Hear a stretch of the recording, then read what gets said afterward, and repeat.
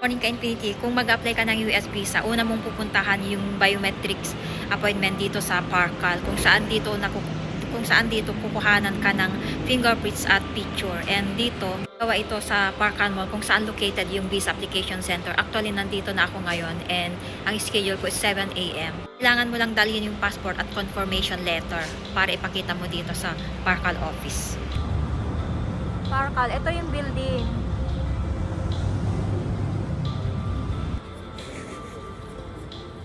Dami ng tao. US Visa Application Center. Please proceed. Finally, natapos na rin yung biometrics. So, merong pila kanina by time schedule yun and I'm 7 a.m. Yung sa pila, may appointment verification and then bibigyan kanila ng stub number and then akyat na sa taas. Madali lang. And then may dadaanan kang scanner. Tips lang. Tanggalin lahat yung mga laman ng nasa bulsa nyo bago pumasok sa loob.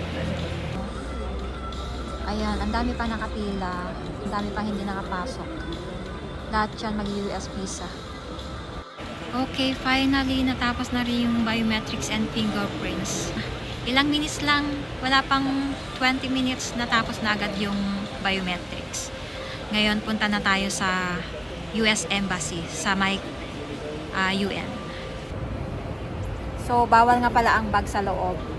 Ang dadali nyo lang is yung appointment letter at saka yung passport.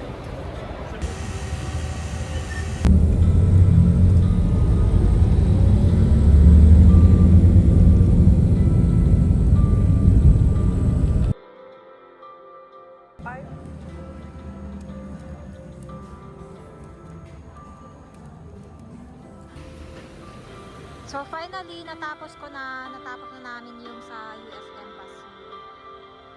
Madali lang yung steps 1 to 3 lang. So step 1, first screening, step 2, biometrics or verification, and step 3, interview na.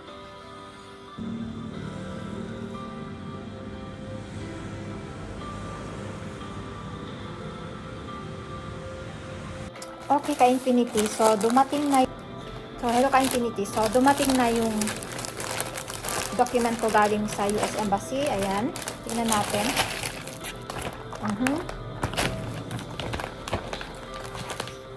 Finally, dumating na yung US visa ko. Ang expiry nito is 10 years validity na siya. So, thank God.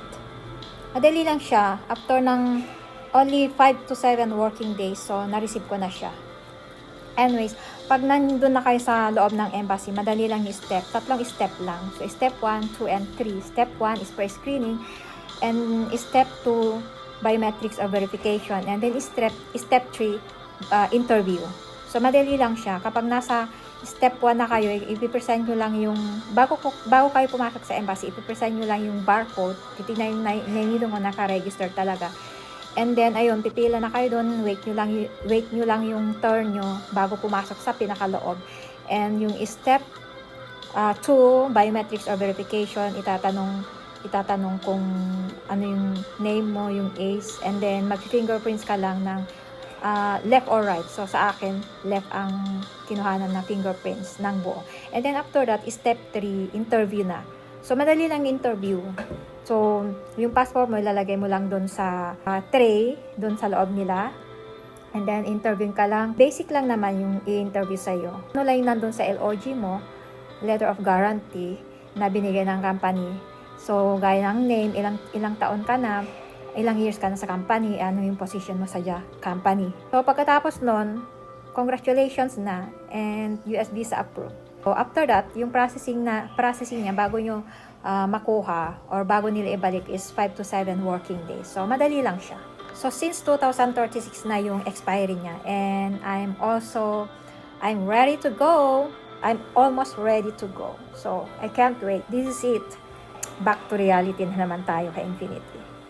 Ganun pa rin naman ang do's and don'ts. So, panoorin nyo na lang yung 5 years ago na video ko ng US Embassy. Yun pa rin naman. Lalagay ko yung link dito sa description. So, yun pa rin naman ang do's and don'ts.